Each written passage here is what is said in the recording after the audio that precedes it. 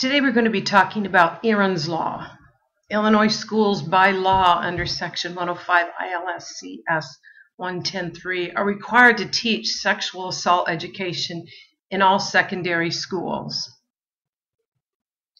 The CDC reports that 1 in 4 girls and 1 in 6 boys will be sexually abused before their 18th birthday. There are an estimated 42 million survivors of sexual abuse in America, and 3 million are still children. There is a high likelihood that today in this room there are several people who have been sexually assaulted or abused. So we ask that you take this seriously and that you please respect the subject matter today. First of all, we're going to talk about building healthy relationships.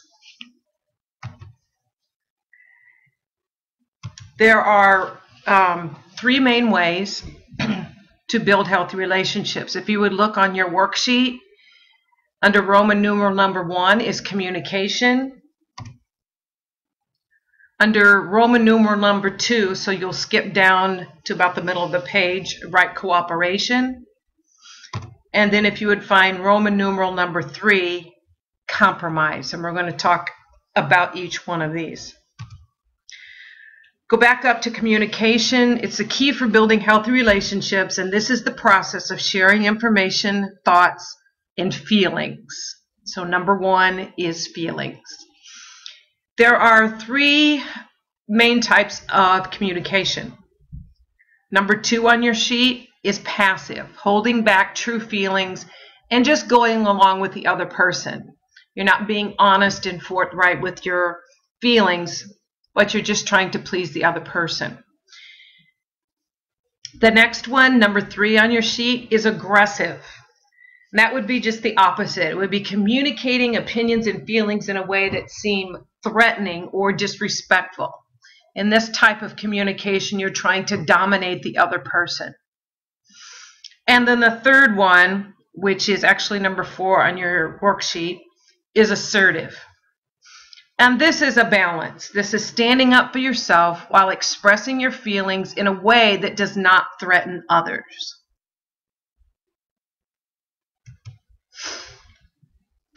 The second way to build a healthy relationship is through cooperation. Number 5 on your worksheet, working together towards a common goal. Cooperation builds strong relationships that are based on mutual trust, caring, and responsibility.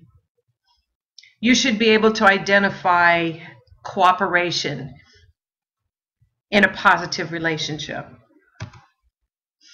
And then the third one is compromise. Compromise is the willingness of each person to give up something in order to reach an agreement.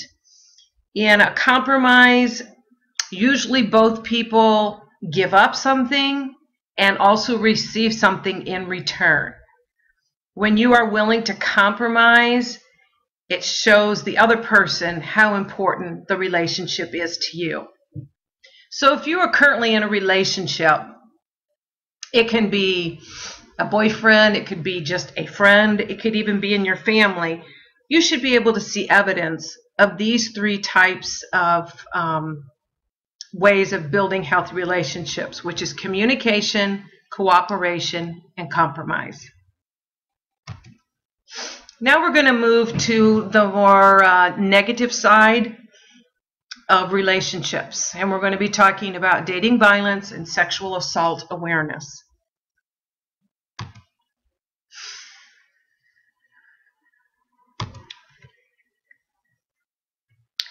First of all, we're going to talk about some risk factors for violence. Poverty can be a risk factor. Family violence, a history of that, is also a risk factor. In other words, if you were raised in a family that exhibited violence, chances are that you may perpetuate that in your own family when you have children. Media violence, people who are exposed to a lot of TVs and movies with violence in them, especially at an early age, it increases the risk factors for violence. Availability of weapons in the home increases the risk factor. Drug abuse greatly increases the risk factors. Also, membership in gangs. There's something that we call the cycle of violence, and we're going to talk about the cycle, and then I will show you a diagram of what that looks like. So if you look on your worksheet, we're the cycle of violence. The first one there, which is number 7 on your worksheet, is called tension building. And this would be when the person denies that anything is happening, excuses it for something else. They may blame themselves. Just basically the tension building is a person that is in denial and not taking responsibility for their actions. Now, on your worksheet it says it's clear that she, meaning the girl, is the recipient of the violence, and he, meaning the boy, is the violent person. And of course, we all know that in any relationship, it can be the boy or the girl. All right, the second step in this cycle is called incident.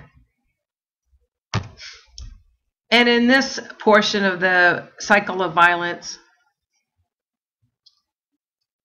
they deny their injuries, say, "Oh, it's only minor. I bruise easily. It didn't require me to call the police, so it's not that big of a deal." And on the other side of it, the person who is being violent may blame it on the person. She had it coming to her. And then the third phase is what we call the honeymoon. This is usually when the person who was violent will apologize and they feel like that, oh, it wasn't so bad, it could have been worse, and they so much want the relationship to work that they're willing to overlook it. Denial is very much at the center of all this. In each stage of the cycle, it helps keep the cycle going. It's only through breaking through the denial that this cycle of violence can be broken.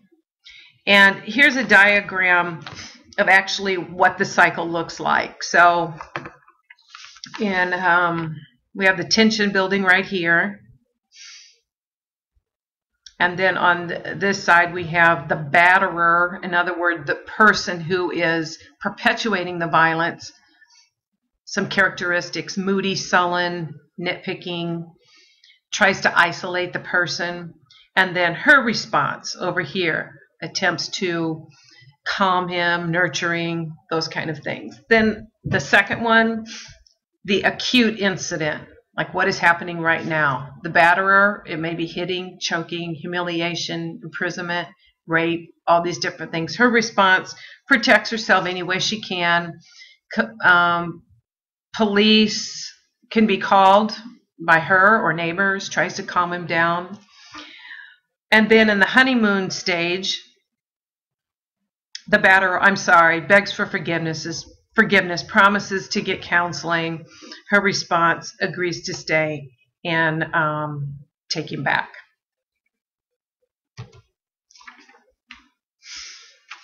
It's important to know that a person can legally get what we call an order of protection. An order of protection is a written court order signed by a judge.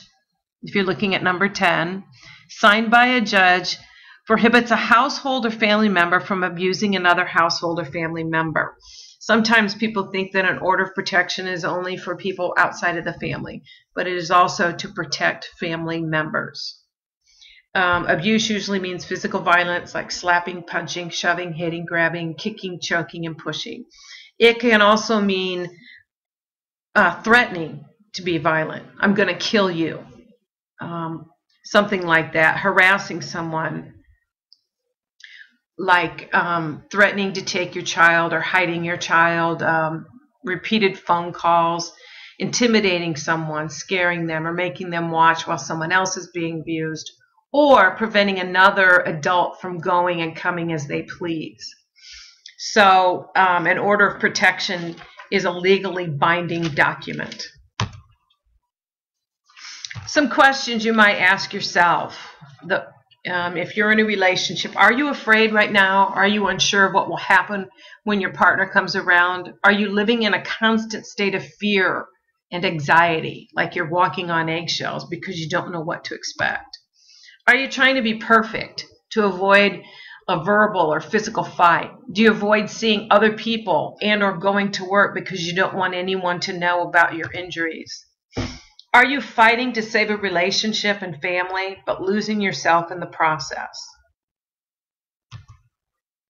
Are you afraid that if you stay in this situation, you may be killed? So these are some very serious questions. If you can answer yes to these, it's probably a good sign that you need to seek help. Now we're going to talk about 3 different types of abuse. We'll just go through these quickly. The first one is emotional abuse. When you ignore your feelings, you feel ridiculed or insulted, just in general, whatever group that you're in. Ridiculed or insulted your most valued beliefs. It could be religion, race, your heritage. Withheld approval, or even appreciation or affection as a punishment.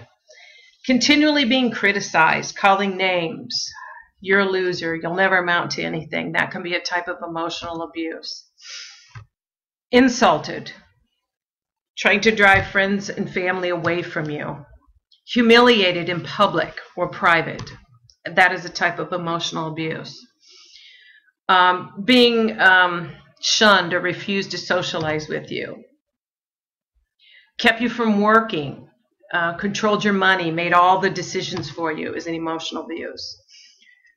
Refused to work or share money.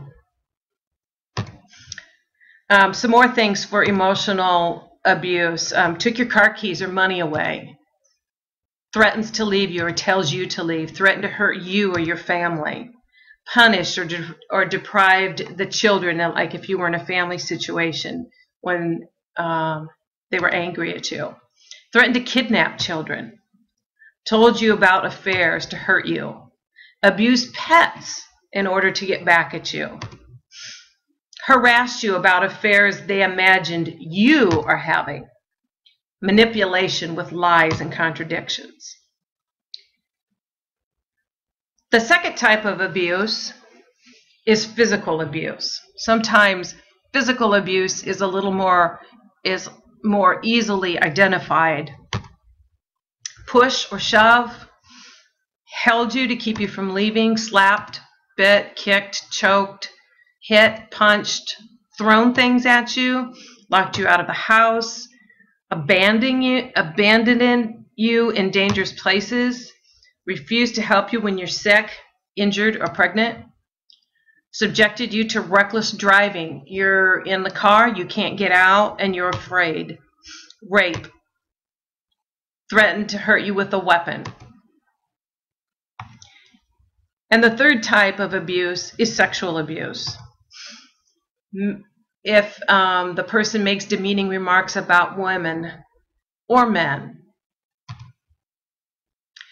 treated women as sex objects, been jealously angry, assuming you would have sex with any available man or, again, woman, insisted you dress in a more sexual way. This is a type of sexual abuse. Minimize the importance of your feelings. Criticize you. Insisted on unwanted and uncomfortable touching. Withheld sex and affection. Call you sexual names like a whore or frigid. Forced you to strip when you didn't want to. Publicly showed sexual interest in other women is sexually abusive. forced sex with himself or